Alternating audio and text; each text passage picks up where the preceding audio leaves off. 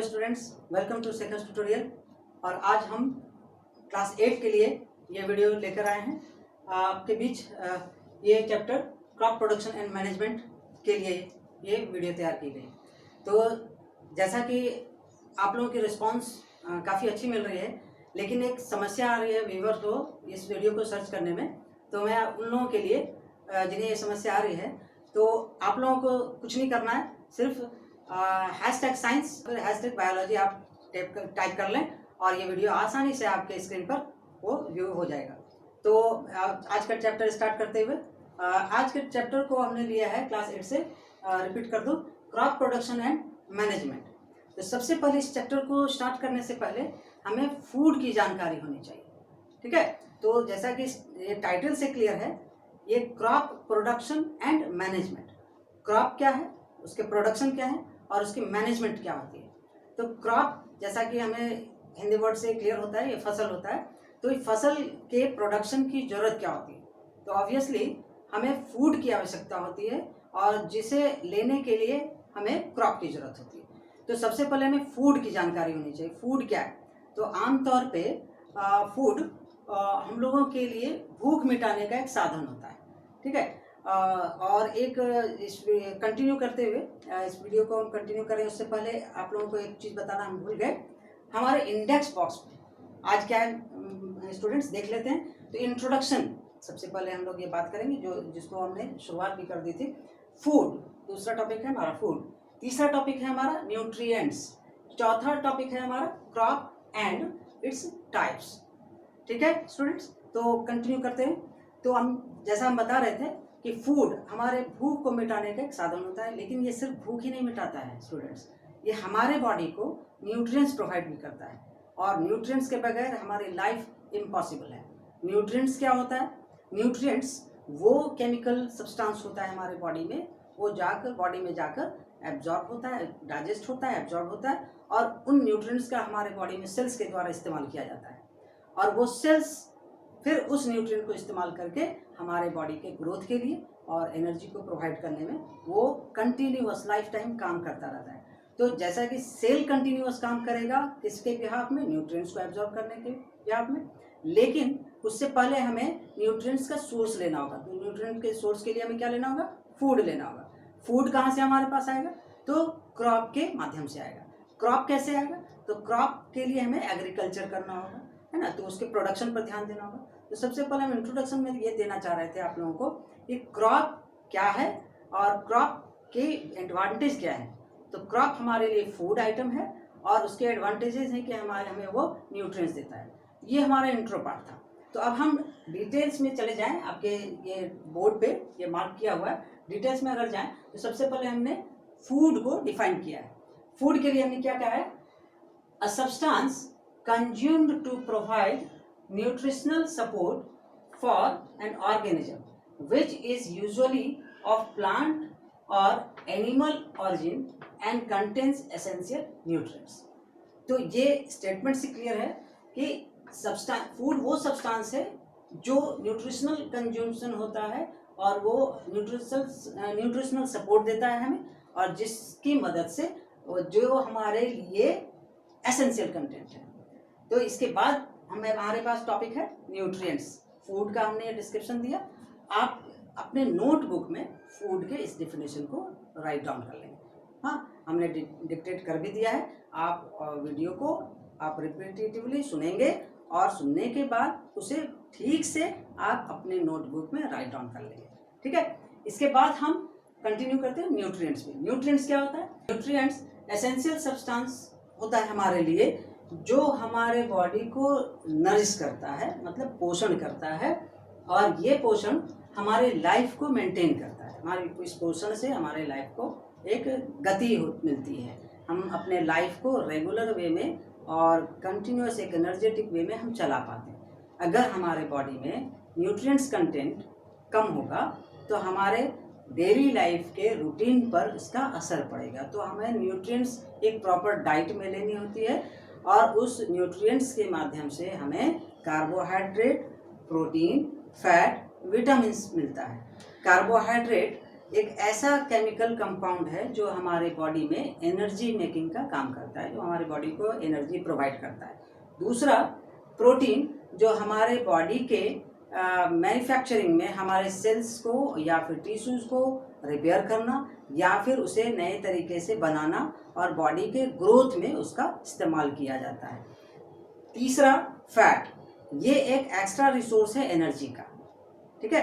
ये हमें हमारे बॉडी को एक हीट फॉर्म में या हमारे बॉडी का एक तरीके का इंसुलेटिंग सब्सटेंस भी मान सकते हैं, सराउंडिंग के टेम्परेचर को बैलेंस करने में भी ये काफ़ी मदद करता है, ठीक है।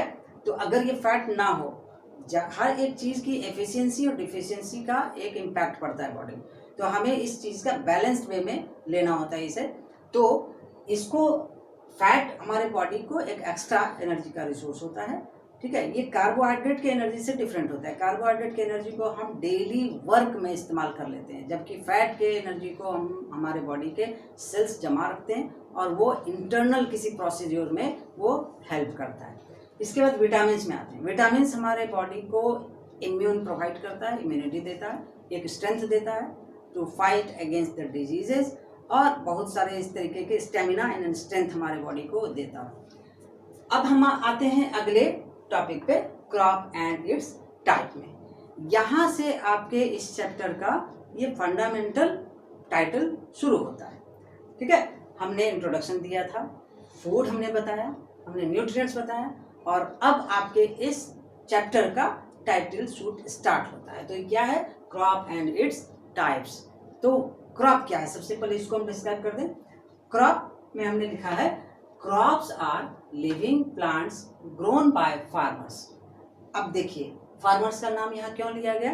फार्मर्स, आपको पता है हमारा देश जो भारत, जो किसानों का देश माना जाता है, हम लोगों को बचपन से हमारे टीचर्स ने हमें सिखाया और हमें उनका रिस्पेक्ट भी करना चाहिए। तो फार्मर्स हमारे लिए वो क्रॉप्स का प्रोडक्शन करते हैं। आज इस कंडीशन में, जिस कंडीशन में हम लोग अभी हैं, जो कोविड कंडीशन में हम लोग पड़े हुए हैं, तो फार्मर्स की वर्क नहीं रुकी हुई है। आप गौर करिए, फार्मर्स की वर्क जारी है। क्यों? क्योंकि वो हमें फूड प्रोवाइड करने के रिस्पॉन्सिबिलिटी वो रखते हैं, वो हमें फूड प्रोवाइड करने की रिस्पॉन्सिबिलिटी रखते हैं। तो वो फूड देगा कैसे? तो वो एग्रीकल्चर करके हमें क्रॉप का प्रोडक्शन करके वो हमें देते हैं। तो क्रॉप को डिफाइन सबसे पहले कर लें। तो crop are living plants grown by farmers, clear हो गया। Most crops are foods such as grains, vegetables और fruit. Crop plants are cultivated और grown on large scale, clear हो गया। अब देखिए यहाँ क्या है, crops are, most crops are foods such as grains. ज़्यादातर क्रॉप्स क्या होते हैं? हमारे खाने पीने की चीज़ें होती हैं, फूड के फॉर्म में होती है, जैसे ग्रेन्स के फॉर्म में, वेजिटेबल्स के फॉर्म में या फ्रूट्स के फॉर्म में। अब देखिए ग्रेन्स में हमारे पास क्या क्या है, तो सीरियल्स है, हाँ, इस तरीके के, जो जैसे हमारे पास व्हीट है, राइस है, पल्स है, इस तरीके के हमारे पास ग्रेन्स होते हैं। वेजिटेबल्स वो वेल नोन है, फ्रूट्स वेल नोन है। तो इन सारी चीज़ों से हमें न्यूट्रिएंट्स मिलता है, ठीक है। अब इसके बाद के स्टेटमेंट में हमने क्या लिखा? In general crops are grown as they can be commercially traded. क्या बताया गया इसमें? कि क्रॉप्स सिर्फ हमें फूड प्रोवाइड, हमारे सिर्फ खाने पीने की चीज़ों को प्रोवाइड नहीं कर रहा होता है, वो कमर्शियली भी एक प्रोडक्ट है जिसे हम मार्केट में लॉन्च करते हैं और उससे हमें कमर्शियली बेनिफिट मिलता है, ठीक है। तो हम फंडामेंटली तो ठीक है, फूड हम अपने बॉडी को न्यूट्रिएंट्स प्रोवाइड करने के लिए ले रहे होते हैं, जैसे ग्रेन्स, वेजिटेबल्स, फ्रूट्स। लेकिन कमर्शियली क्या है?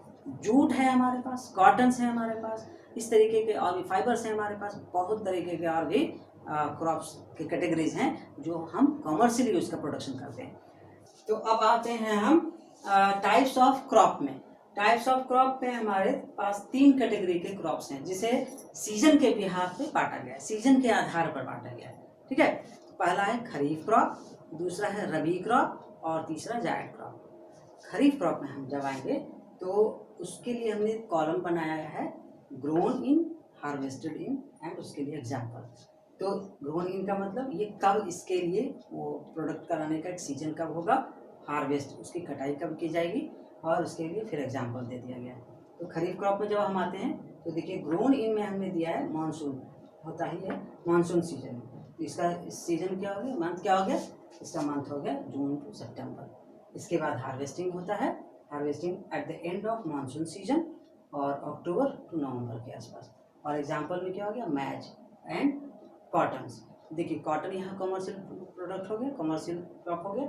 मैच तो हम लोग खाने में इस्तेमाल ही करते हैं। रबी क्रॉप नेक्स्ट आता है, rabi crop grown in winter season, इसका ड्यूरेशन दिया गया है अक्टूबर और नवंबर के आसपास।